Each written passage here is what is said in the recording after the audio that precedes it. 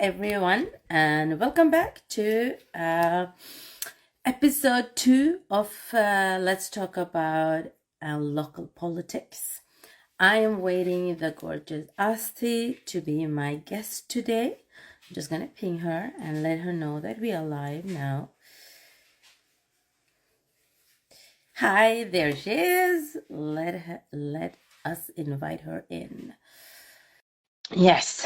So we're going to talk about local politics, and Asthi is our young generation who is going to tell us why it is important to vote. Hi, Asthi. Welcome to the show. Thank you. How are you? I'm very fine. How are you? Yeah, good. Excited for the episode today because it's so good to see so young people engaged in politics, and especially local politics. And so welcome to the show, and let us know your thoughts. Please first, before we go ahead with the local politics, introduce yourself to our audience, please. Yes. Hello, guys. My name is Ashti. I am a young teen engaged in this topic that we are going to talk about today, which is minorities that are voting for the first time, especially Indian people.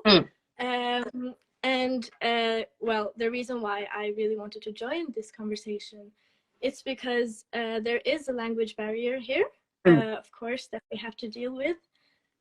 Being first-time voters, not only me for the first time because I'm 19, but also when you don't know the language, I think it is important to understand the different political parties and what they stand for. Correct. Because what is it that you as a young, young teen or whatever, teen, are looking for when you look to the political parties? What is that you focus on as a young person? What are you, what affects you in your daily life? For me, it is, local elections is everything from infrastructure to the social structures in your local area. So for me, it's definitely climate and also the economy, of course, how it is supposed to, how the different parties want to evolve your local area, what they want to do with it. And now during inflation, we of course want the budget to go to something that we agree upon. So I think that is also important for me to, know what do they want to invest in, what is I'm not paying taxes, but what is my mom's taxes going to? Yeah. So that's definitely That is very important, because if your mom is paying taxes, it will ultimately come back to you and everybody in the end. But what does that money goes to? Is it better roads? Is it better healthcare? Is it better education? Is it better infrastructure? Everything is there. But when you look at different parties, what do you weigh heavy on? What is it that you think, I like this party, or this is a good argument, or what is it that young people today focus on? Because it's a long time since I was very young, and I remember I was very my focus was environment. I was very environmental, and I see that very young people today are much more aware about the environment. So my vote used to go to Miljöpartiet de Gröna because in the beginning that was my ideal. I thought that was the party that really focused on the environment. Of course, things change, but what is the focus for you young people today? I relate a lot to what you're saying. Environment is definitely something I really care about. And I also think that because of my background in Socialistisk Ungdom, which is socialistic youth here in Oslo, it's definitely also the social structures like anti-racism, feminism, those types of topics that to bring light to those. But I think that is from my point of view. Of course, I want to experience more. I want to know more about society before I can But I think pinpoint exactly what. I think it's a very important view what you're bringing up, this topic of anti-racism or discrimination upon name or race or any kind of um, differentiating because of you, either the way you look or your name or where you come from. All of these things should be a focus for young people because it's up and coming, and it is still an issue in Norway, and each county and each commune deals with it differently. So I think it's a very, very good issue that you have brought up, and I think a lot of young people need to be aware of it, and especially since you also have an Indian background. We are talking to especially the Indian audience in Norway. Um, so I really hope that they also look at this when they are voting locally, because their children might be subjugated with this. That is so true. It's a very, very important thing to look for. So what have you seen? How does the different parties, I'm not asking you to clarify for every party, but if you have some points, some ideas for our audience, how does the different parties deal with these social issues?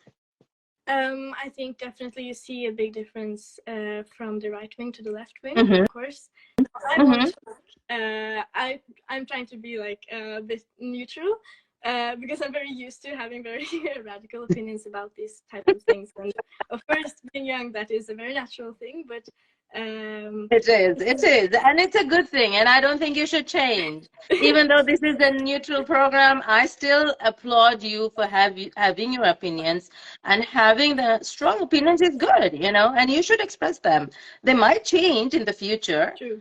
but that's in the future. Yeah. Right now, it's important to listen to what you have to say as a young person.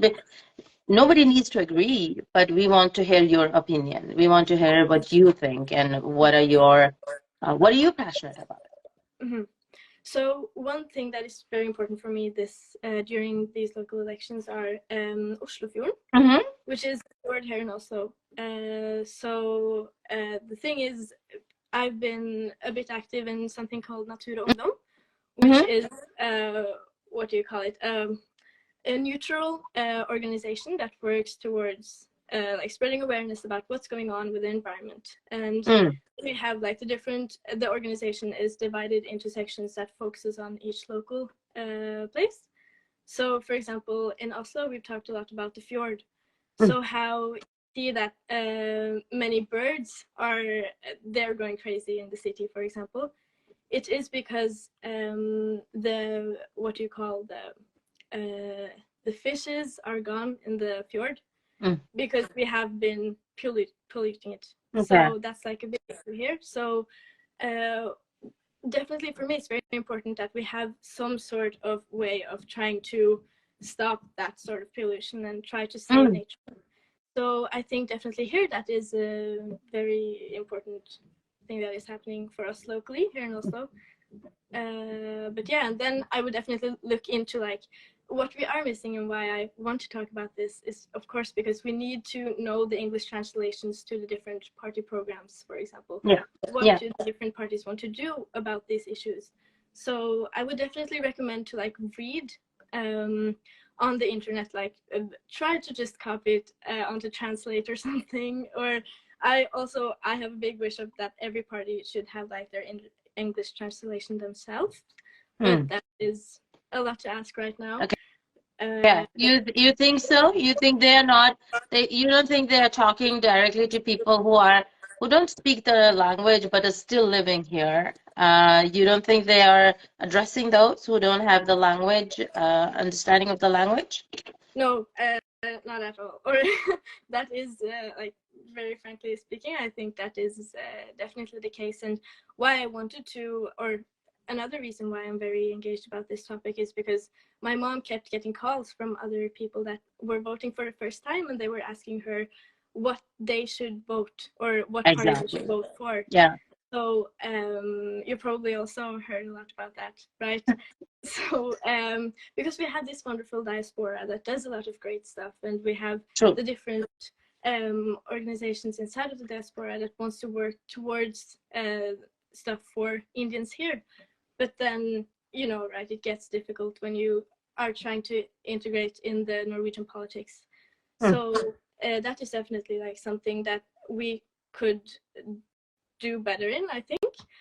So when coming back to your question about like if it's too much to ask, I don't think it is right now. I think we're in a good way, and especially about what's happening now in August at Stortinget and what we are planning in this podcast and everything. I think we have a long way to go, but we have a very, very strong beginning. And yeah. That's so true. That's so true. I mean, if everybody pulls their weight a little bit and talks about it, because coming back to what you said, that there should be text in English and everybody should read, we sometimes forget that adults, especially who have a lot of responsibility, don't get the time. That is one thing. There are a lot of people who, like me, don't like reading too much because I have dyslexia. So too much reading, and especially about political stuff, might not be, the fun thing for me to read about. So I wouldn't go there first. So these kind of platforms that you're talking about, the different organizations, and that's why it's really good that you came on the show and talked about these issues, because even though we're not talking directly about the parties, we're still making them aware that there are different agenda that different parties are picking up, and everybody needs to educate them, and especially get awareness about the different parties, and then they can make their choice. I think that's a really good beginning. As you're saying, we're starting strong off. So another thing I wanted to ask you, as a young voter, do you look for, when you're looking through the parties and their themes and their pamphlets, do you go to their educational issues or what they're going to bring forward? Because I know a lot of Indians, they are very focused on the education. And we are very lucky that we are, the education is free and so on, but still we want a higher education, and we want, the best education we can get. So how do your generation look at this? I think, well, we have this thing called I don't know, school elections, where we get to know like each party, and then we have like mock elections. Cool. And then they're called school elections, so it's not totally fake, because I think they make no. based upon the school elections, but for us it's like kind of practice. And I think definitely like people my age care about the education system, of course. And what many parties are bringing up now is like how the loans, how much loans students should get. And I think that is very relevant for for today, like how our economic situation should be, because we're very new to this game. A lot of us, I think, especially managing our own economy, for me it's very new. So I think having like a smooth, I would say like, a smooth overgang, what do you call that? Transition, a smooth transition. It's very important. And I love this issue that you brought up, and that you are being educated, because when I was in school and high school and going on to college, even if we didn't have the mock elections at that time, or school elections, we didn't have that. But my children had it in their school, and my son is getting older now, and he's going to vote for the first time this year. So he is also getting into that okay, if I take a loan, how would my life look like in 10 years, 20 years, or after I'm finished graduating or getting my master's? How would my financial situation look like if I then take up this much loan? And all of these awareness are so important, because it's not natural for everybody to think that far ahead when you're so young. You're living in the now, but getting that awareness is amazing. That's really good. So the different parties are now reflecting on that, and you're getting this information in school. So I love it. These are yeah. And as you mentioned, right, the different platforms to that are being used to educate us about this, not Mm, only youngsters but also adults. mm, With like, because we're coming from different places, we have different values that we want to be represented in society, and like I think that is a very beautiful thing, that we're using those platforms to get through to people, and that also the different parties are using those, like TikTok and Instagram and that sort. I think that is a good thing. yeah, yeah. So they are, meeting you where you already are. So you don't have to make an extra effort to know them. That's great. That's really good. They come a long way. And I think a lot of the adults also need to know, because they are on Facebook, they are on Instagram, so they might not have to, search too much. If they go find it on Facebook and Instagram, they still find a lot of information. That is a really good point, that these platforms are there, and all the parties are using them. So you don't have to look for them too hard. They are there for you. Yeah. Yeah, yeah. And for the especially interested, they can probably go in and search up the party and then read all of their programs and what they want to do. But I Mm, mean, as a starter, it's great just watching like debates, for example, at NRK. mm, It's really good with Fredrik Solvang. He arranges a lot of those, and that's very yeah, educational. yeah. Mm-hmm. Yeah, so everybody, we are here with Asthi, and she's giving us all these nuggets. So if you guys have any questions to her or to me or to her mother, Deepika Rai, who actually is the collaborator of this show today with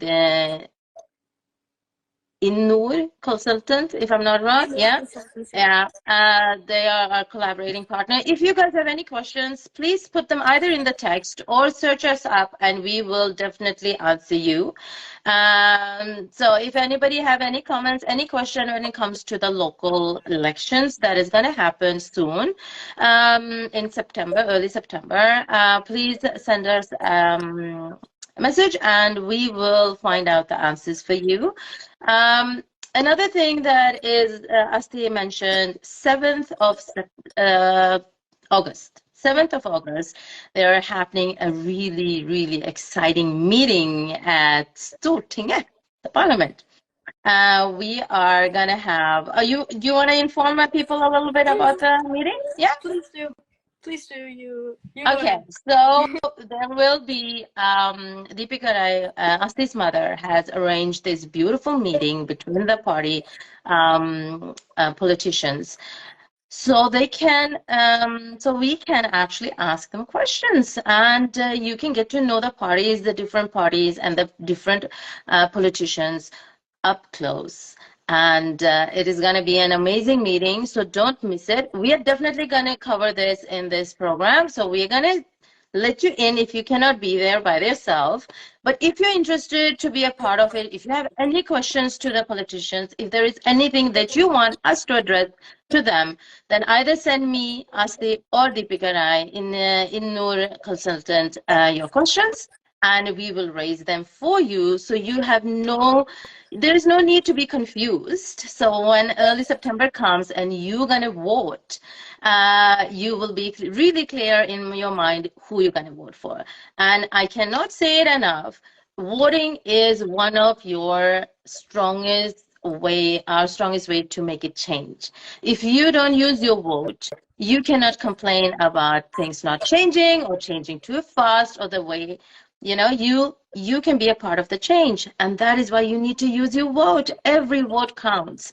And be a part of the change, be a part of tomorrow, and be a part of a beautiful tomorrow, I will say. So keep on being interested.